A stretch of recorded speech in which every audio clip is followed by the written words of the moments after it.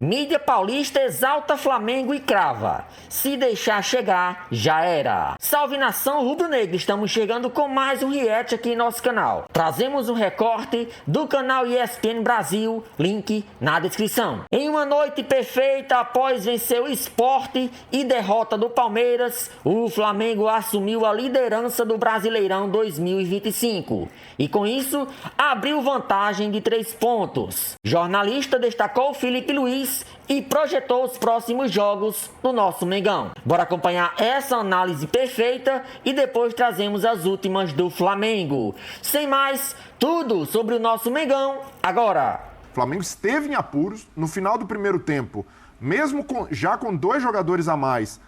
O Flamengo começa a tomar cartões em série também. João Vitor foi amarelado, Saul, Pulgar. Então você tem um zagueiro e os 2 jogadores que protegem a defesa amarelados, correndo o risco também de serem expulsos. E aí no segundo tempo, com a mexida, né, a entrada do Michael também, aí o Michael passa a fazer a ala direita. Emerson Royal, que teve um jogo de muita dificuldade no primeiro tempo, vira zagueiro no lugar do João Vitor. E aí até também é preciso ponderar, né, um jogador de 18 anos, que tem a oportunidade de jogar. Vinha jogando muito pouco, porque geralmente é Léo Pereira e Léo Ortiz. Quando um dá brecha, tem o Danilo. Por causa dos desfalques, entrou o João Vitor, primeiro jogo dele como titular, sentiu de fato, acaba errando no lance do primeiro gol, recebe uma bola na fogueira também. Ali o Ayrton Lucas acaba atravessando essa bola na frente da área, mas não dá também para crucificar um jogador, sendo que o Flamengo inteiro foi abaixo no primeiro tempo, mas pelo menos o Felipe Luiz teve a habilidade, o sangue frio de corrigir no segundo tempo, aproveitar essa vantagem numérica. O Flamengo fez o que tinha de fazer. Esse era um jogo em que, ao contrário do Palmeiras, que você consegue encontrar ali, tem um adversário mais forte, jogando na Vila, ambiente, clássico, do lado do Flamengo não tinha essa justificativa. Se tropeça nesse jogo hoje, perde essa oportunidade de ir para a liderança, ia pesar muito para o Felipe Luiz, né? E até uma pesada de mão também de parte da torcida do Flamengo, né? No Felipe Luiz, que é injustificável, cobranças ali, erros eventuais, ok, mas aí querer colocar o Felipe Luiz no rótulo de um técnico que falta cancha, o Felipe Luiz já provou até aqui de que é qualificado o suficiente para estar na posição que ocupa e hoje, pelo menos no segundo tempo, agiu bem, as mexidas funcionaram e deram resultado. Eu não esperava que o Flamengo fizesse um grande jogo. Boa parte desses jogadores que... Você esperava tão abaixo no primeiro tempo? Eu achava que qualquer coisa podia acontecer, eu esperava que o Flamengo conseguisse o resultado.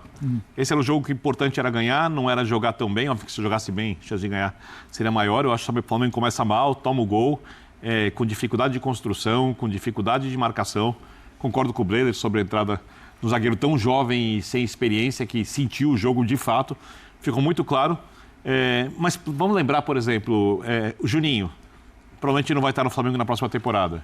Cebolinha não vai estar no Flamengo na próxima temporada, provavelmente, segundo o noticiário.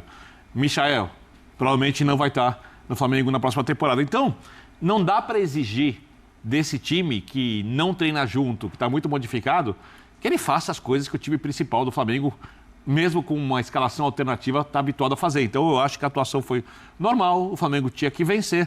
Não me espanta o fato do Sport sucumbir. Vai lembrar que o Sport hoje, para as pessoas dimensionarem, ele tem 1 ponto a menos. Você divide os pontos do Vitória, que está na zona do rebaixamento. Dividido por 2, o Sport ainda tem 1 ponto a menos. Sim. Quer dizer, o Vitória tem 35, o Vitória tem 17. Ou seja, é um time que vai errar, que vai tomar cartões bobos, que não vai ter consistência no jogo. O Flamengo aproveitou, fez 5-1, a vitória foi merecida. As 2 expulsões, para mim, são indiscutíveis. Também acho. São indiscutíveis e era o que o Flamengo tinha que fazer. Meter pressão no Palmeiras para o próximo jogo, o Flamengo fez isso. O Palmeiras sentiu o jogo e o Flamengo agora é líder. É um time que semana passada estava ganhando do Atlético, o goleiro engoliu um peru e tomou uma virada. Perfeito. Os erros hoje são incríveis, né? Jogador com amarelo. O roteiro ser ainda mais trágico, parece, né? O Matheus Alexandre, para mim, essa é a expulsão mais absurda, né? O cara tem um amarelo e dá um carrinho daquele na lateral. Maluco. Não, a postura dele e a reação do Ramon Mendes. Do Ramon reação. Ele sai andando. O presidente acabou de renunciar. Larguei, sabe? Esse lance aí, pra mim, é algo inexplicável. Esse é o do primeiro amarelo dele, né? O árbitro volta atrás. Mas o lance do vermelho, do segundo, É uma coisa que um jogador profissional num jogo de primeira divisão não pode cometer. Olha lá, ele tá bem atrás e dá um carrinho, quase uma tesoura no jogador. E no segundo, do Ramon, é até um lance que você pode ter uma margem de interpretação, de discussão. Ah, é um empurrão, mas tem um calço por baixo. Mas se nem os jogadores do esporte, se nem o próprio Ramon, que é o infrator, reclamou, o árbitro ali manteve o critério, até o critério utilizado com jogadores do Flamengo também, né? Saul, o Pulgar, que toma um cartão amarelo, o árbitro manteve esse critério até no primeiro tempo. Então, o estranho aí não é o esporte ter feito 4 faltas e tomado 6 cartões, né? Contando com um vermelho. É jogadores amarelados cometerem as faltas que Ramon e Matheus Alexandre cometeram. Isso é a parte que chama atenção. Ah, tudo bem que o time já está rebaixado, está nessa situação. O esporte também, né, negociou o direito de comercialização dos ingressos na Arena Pernambuco. Boa parte da torcida era rubro-negra, mas do Flamengo. Então ali é um sinal, um atestado de um time que já está entregue, mas ainda assim, né, não permite aos jogadores cometerem. Para mim é um ato de antiprofissionalismo, de falta de amor à profissão. Mas do lado do Flamengo tem algo para o Filipe Luiz aproveitar desse jogo. Porque, tudo bem, o Birner pontuou, e com razão, que Juninho... A minha é a confiança de Cebolinha. Então, a confiança do Cebolinha, o Juninho... O melhor em campo para mim foi o Luiz Araújo, depois do Cebolinha. Para mim também. Mas o Juninho, até o fim da temporada, pode ser útil. Verdade. Se a gente estava falando do Roleiser aqui no Santos, em alguns jogos... O Flamengo estava pedindo um cara com as características dele e, de novo... E é bom para a carreira dele que ele se destaque. Sim, até para tentar... É bom, acho que pode e tal, mas quem vê treino é o Felipe e hoje foi contra o Sport com 9. Não, mas tudo bem, mas o Juninho... Só para gente também não achar que pintou a solução para o ataque do Flamengo sem Pedro. Mas o Juninho tá longe de ser um craque, tem limitações técnicas evidentes, mas para a proposta de jogo do Filipe Luiz, que o Filipe Luiz, quando deu aquele puxão de orelha no Pedro... Era muito porque ele tinha um modelo de jogo em que o Pedro tinha dificuldade de se adaptar no momento sem a bola, porque pressionava pouco. O Juninho, se tem uma virtude no jogo dele, é pressionar lá na frente. O terceiro gol sai porque ele dá um pique na saída de bola até do Sport, pressiona o goleiro e o Flamengo rouba a bola. Então, aproveitar o momento, até do Michael, que entrou ali pelo lado direito sendo útil, para retomar algo que o Flamengo fazia bem e deixou baixar um pouco a rotação nos últimos jogos, que é a pressão alta. A pressão alta do Flamengo, o Filipe Luiz falou isso hoje, não encaixou contra o Sport já rebaixado e não vinha encaixando em outros jogos. O Santos, no primeiro tempo no Maracanã, coloca o Flamengo em dificuldade, porque também não conseguia pressionar lá na frente. Ele falou que não se reconhecia no time por causa dessa postura, dessa falta de pressão. E por que isso acontece? Tem, claro, ali de escolhas do Filipe Luiz, né? Quando você tem um time mais técnico, com Pedro, com Carrascal, com Samuel Lino, naturalmente você tende a perder nesse momento sem a bola, mas estamos num final de temporada. Então, jogadores desgastados, jogadores precisando dosar a minutagem, não dá para pressionar alto o tempo inteiro. Então aproveita mais esses caras do banco, ainda mais que retomaram um pouco da confiança, e dá mais minutos. Então o Juninho pode ter mais minutos, principalmente olhando para o Campeonato Brasileiro e dosando para a final da Libertadores.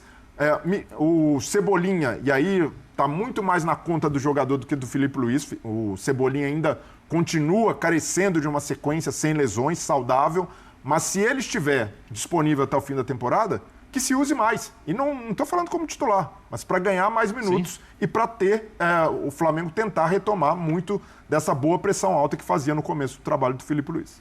Eu queria trazer o Palmeiras. A gente tem uma tela dos próximos jogos, né? É óbvio, a gente vai ficar fazendo esse exercício. Aqui não é aquele, como é que chama? Não é palpitômetro, que você coloca os próximos jogos e vai colocando, ticando, fazendo ali. A gente tem, Selva, os próximos jogos, porque daí fica mais fácil a gente falar em cima. Palpitômetro no Rio, calçar de... Vamos lá, a gente tem chama o calçado. Atlético fora, Vitória em casa, Fluminense em casa, Grêmio fora, Ceará fora. Não necessariamente nessa ordem. É a ordem aí, né? O Atlético não é o próximo. Exato. Próximo meio de semana é Vitória com Fluminense que bate. Depois o que bate é Fluminense com Bragantino. E depois o que bate é Grêmio com Atlético Mineiro. Então vamos lá, a próxima é Vitória em casa, Palmeiras. Isso. E Fluminense no Maracanã pro Flamengo. E Fluminense e Maracanã. Vamos lá, a gente vai colocar na ordem. Então vamos lá. É uma rodada melhor pro Palmeiras, a próxima. E os seguintes melhores pro Flamengo. Melhor. E aí o quê? Aí a próxima rodada, ela parece ser mais favorável ao Palmeiras, porque o Flamengo tem um clássico. Em tese, ele é mais favorável ao Palmeiras. E as outras duas, ela em tese, são mais favoráveis ao Flamengo. Quais são as outras duas? Na rodada que o Palmeiras pega o Fluminense, em casa, ainda que seja no Allianz, o Flamengo pega o Bragantino, também em casa. Sim, Maracanã. concordo contigo. E na rodada seguinte, o Palmeiras pega um Grêmio, fora, Tá. e o Flamengo pega um Galo fora 3 dias depois da final da Sul-Americana. Ou seja, Quando não dá pra não decidir nada do importa, Atlético. não importa o resultado da final da Sul-Americana. Né? Ganhando ou perdendo, ele vai estar... Ou vem abalado, tentando lugar de qualquer jeito, ou vem campeão, Não é o Galo, resolveu a temporada. não é o Galo mais mobilizado para esse jogo do dia 25. Certeza. Exato. Vamos lá. Para vocês, Só que na última além rodada... da questão... Óbvio que a questão matemática ela é muito importante. Eu vou falar além da questão matemática, o telespectador vai falar, pô, e aí, cara pálida, que mais? Mas, assim, a gente está falando de astral, a gente está falando de um monte de coisa. Lembrando que eles ainda desembocam na final da Libertadores. Mas, assim... E esses três jogos que a gente citou são os 3 jogos pré-final. Esses 3 jogos que você citou, tá. O que temos de mudança além da matemática? Assim, de astral, de... Vocês O momento continuam... é do Flamengo agora. Hã? O momento é do Flamengo agora. Como era do Palmeiras há 3 rodadas. Mas isso não garante nada. Mas na rodada que vem, se o Palmeiras ganha do Vitória, o Flamengo perde do Fluminense, o Palmeiras volta à liderança. E se o Flamengo empatar com o Fluminense? O Flamengo é líder, Flamengo é independentemente do Palmeiras e Vitória. A rodada é melhor pra Não, quem? mas é por isso que eu não garante nada. Mas o momento hoje anímico é do flamenguista dormindo, feliz da vida, e o Palmeiras preocupado que tropeçou 2 seguidas em reta final. O momento hoje é do Flamengo. Mas não é de campeonato perdido. Não, mas como não era, a gente ganho. bateu isso aqui na mesa, como não era quando o Palmeiras abriu 3 pontos e 2 vitórias a mais. Essa troca ela foi muito constante. O Flamengo volta da última data FIFA, vence o Palmeiras. Agora o momento é do Flamengo. O Flamengo depois começa a tropeçar e o Palmeiras embala. Agora o momento é do Palmeiras. Esse fim de semana, o momento é do Flamengo. Não tem algo linear ali de que agora embalou. O ponto é que depois do Fla-Flu, em todos os outros jogos, o Flamengo dá para tratar como favorito. Até o jogo fora com o Atlético, pelo contexto do jogo. Sim. 3 dias depois da final da Sul-Americana. Então, assim, eu acho que o Fla-Flu é o jogo do campeonato. Se a gente for olhar a diferença em pontos agora, a chance do Palmeiras voltar a ser líder se o Flamengo perder esse jogo. Então, assim... Mas, Léo, o último jogo do Flamengo é com o Mirassol fora. Então, mas assim... O Mirassol tá invicto. Tá, mas o Mirassol já estará na Libertadores. Claro que há uma mobilização, a vontade de querer terminar bem o campeonato. É um jogo que o Brasil vai estar olhando pro Mirassol. Eu acho que se o Mirassol não perder o penúltimo jogo que vai ter em casa, faltam 2, ele vira uma coisa especial. Épica terminar a Campeonato Brasileiro sem perder jogos em casa. Um time em festa, sem pressão nenhuma, como foi a temporada inteira.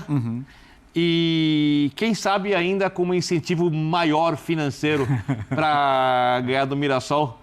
Talvez da sua própria diretoria. Não tô dizendo que o jogo vai ser fácil, mas eu ainda trataria o Flamengo como favorito nesse jogo. Mas eu acho que tá tudo aberto. Sou incapaz de ter ideia do que vai acontecer. Mas até pela final da Libertadores, calendário, remanejamento dos jogos, há uma boa chance do Campeonato Brasileiro ser decidido na última rodada. Pelo que se espera, pode até ser que um desses times tenha uma vantagem de 3 pontos, 1 ponto, mas eu vejo que, pelo que se desenhou até aqui, e até por essa alternância, a gente tem um cenário de... Tem uma outra pegadinha. Na rodada não é nem pegadinha, é pegadona. Os 2 times jogam fora. Não é pegadinha, é pegadona. É uma pegadona do tamanho do Maracanã ou do Allianz Parque. Como o time que perder a Libertadores vai reagir depois da derrota? Depois sobram 2. Qual o impacto que isso vai ter? São as 2 últimas rodadas. Eu sou incapaz de prever. Eu acho que tem muito impacto. Então, mas eu sou incapaz de mensurar isso.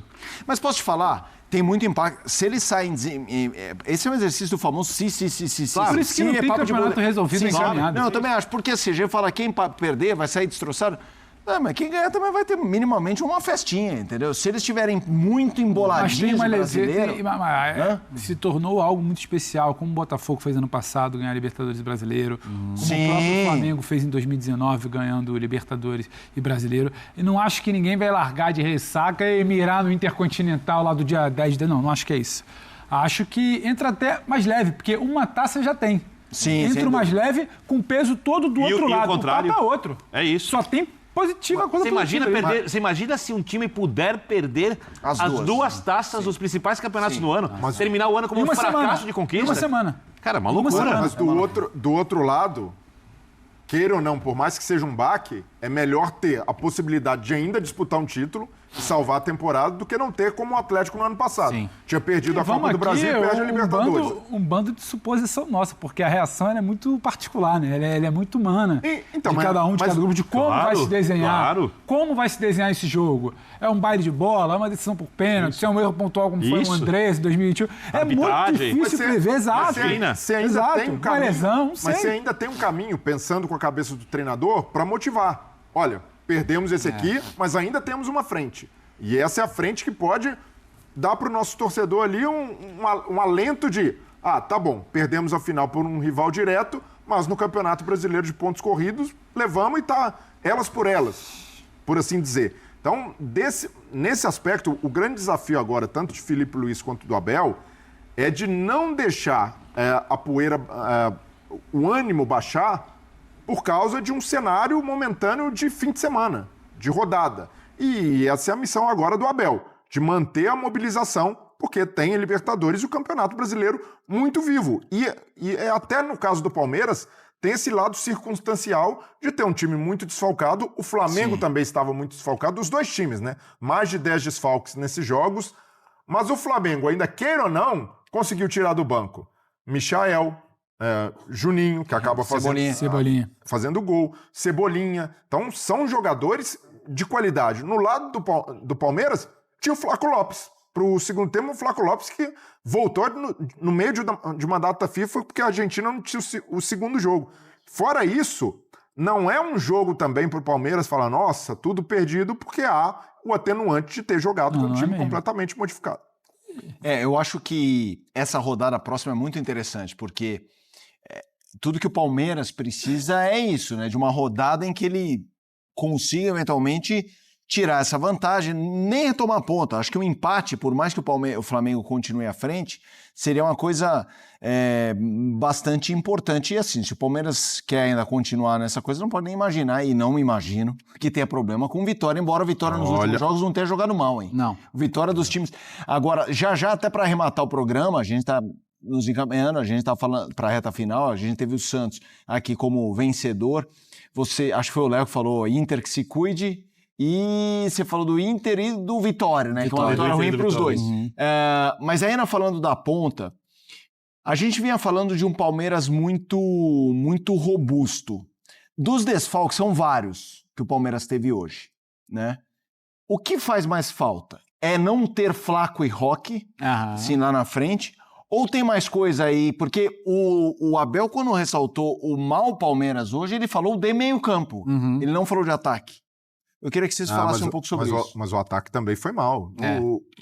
O Bruno Rodrigues, até de certa forma sacrificado, mas jogou muitas vezes ali pelo lado esquerdo, que ele está acostumado a jogar, e foi mal, não foi bem no jogo. O Maurício produziu muito pouco, né? Teve a oportunidade ali no lance da suposta penalidade, mas para mim acaba vacilando também. Se tivesse um pouco mais ligado, poderia ter se antecipado. Então, o Veiga, muita dificuldade também física, né, na rotação do jogo. Se a gente comparar o Neymar com a dificuldade, voltando, acabou aparecendo muito mais do que ele na articulação do time. Então, foi um Palmeiras que, mesmo com a formação inicial, só conseguiu dar uma resposta quando entra o Luigi, dá mais...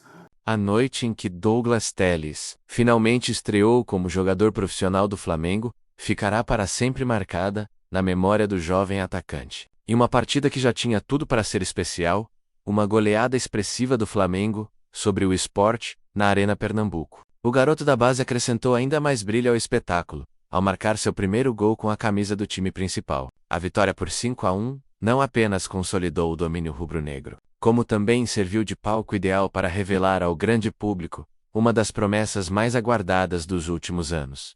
Douglas Telles entrou em campo aos 34 minutos da etapa final. Muitas vezes, estreias são tímidas, marcadas por nervosismo ou por poucos minutos em campo. Não foi o caso. Em seu primeiro toque na bola já demonstrou personalidade. Pouco depois, recebeu um passe açucarado de Everton Cebolinha. Dominou com categoria e finalizou com calma, como se estivesse acostumado àquela cena desde sempre. O estádio, tomado pela torcida pernambucana e por um bom contingente rubro-negro, explodiu. Douglas, emocionado, correu para a linha lateral e agradeceu ao técnico Felipe Luiz, que o abraçou com orgulho visível. A trajetória de Douglas até aquele momento não foi simples nem rápida. Ele chegou ao Flamengo no ano de 2020, ainda muito novo, carregando consigo a bagagem do futsal, modalidade que fez parte da sua formação inicial e que contribuiu apontadamente para seu desenvolvimento técnico. Quem acompanha sua carreira desde cedo afirma que sua habilidade em espaços curtos, a frieza diante do gol e sua leitura de jogo são heranças diretas das quadras. Ainda assim, migrar do futsal para o campo exige adaptação, paciência e disciplina, 3 características essenciais para quem almeja o topo. Douglas demonstrou possuir todas elas. No ano de 2023, o clube decidiu assinar com o atacante seu primeiro contrato profissional. A multa rescisória estipulada foi altíssima, avaliada em 90 milhões de euros, montante que, convertido para o real, ultrapassa os 550 milhões. O valor não apenas simboliza o investimento do Flamengo na joia, como também demonstra o quão valioso o atleta já era considerado internamente. A expectativa no departamento de futebol era de que, com tempo e maturação, Douglas se tornaria peça fundamental no sistema ofensivo do time principal. Essa confiança não foi gratuita. Durante o ano de 2024, o atacante brilhou na categoria sub-17, marcando 17 gols em 31 partidas. Seu desempenho foi fundamental para que a equipe conquistasse a Copa Rio Sub-16, sob o comando de Felipe Luiz, que mais tarde seria promovido ao time profissional e reencontraria o jovem em um estágio ainda mais avançado de desenvolvimento. Para além do Sub-17, Douglas também participou da campanha histórica que resultou no título do Intercontinental Sub-20 contra o Barcelona, em uma partida memorável no Maracanã, que marcou uma geração inteira de torcedores e jogadores. A estreia oficial de Douglas no profissional já havia sido cogitada semanas antes, quando ele foi relacionado para a partida contra o Fortaleza, porém, naquela ocasião, o atacante não chegou a entrar em campo. A ansiedade, portanto, acumulou-se, até finalmente encontrar seu desfecho na noite da goleada sobre o Sport. A partir de agora, com a confiança do técnico e o entusiasmo renovado da torcida, o jovem atacante passa a ser visto como uma peça que pode ganhar cada vez mais minutos nas próximas rodadas. A base do Flamengo, historicamente produtiva, volta a mostrar que segue sendo um dos pilares fundamentais do clube. A partida em si foi repleta de emoções. A goleada histórica por 5-1 teve contornos que a tornaram ainda mais marcante. O Flamengo entrou em campo desfalcado, com 12 ausências que poderiam comprometer o rendimento do time. E de fato, nos primeiros minutos, o rubro-negro carioca demonstrou certa dificuldade. O Sport abriu o placar aos 14 minutos da etapa inicial, aproveitando um erro na saída de bola do Flamengo. A torcida adversária se inflamou, acreditando que poderia complicar a vida do time visitante.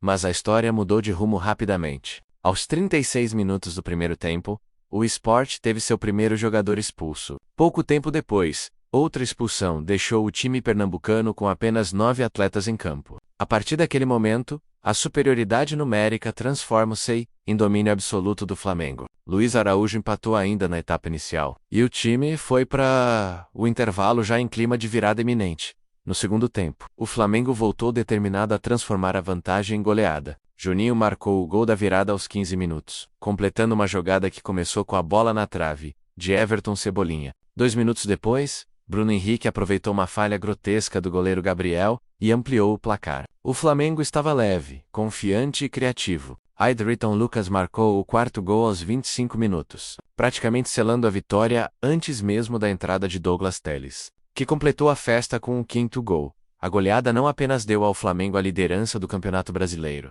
como também decretou matematicamente o rebaixamento do Sport. A noite, portanto, foi de celebração rubro-negra e tristeza para o lado pernambucano.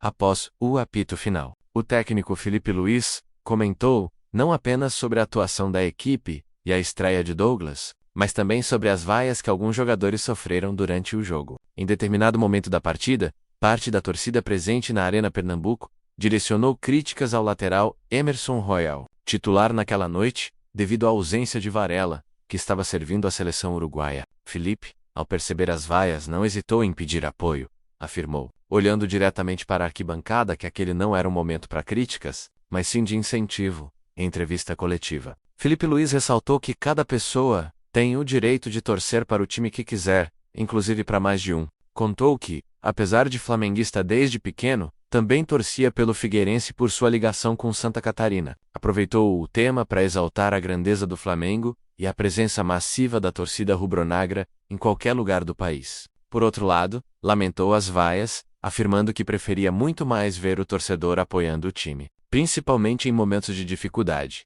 O jogo contra o Sport também serviu como preparação para uma sequência importante do Flamengo no Campeonato Brasileiro. A equipe está desfalcada por várias convocações para seleções nacionais. Arrascaeta, Varela e Matias Cés servem ao Uruguai. Carrascal representa a Colômbia.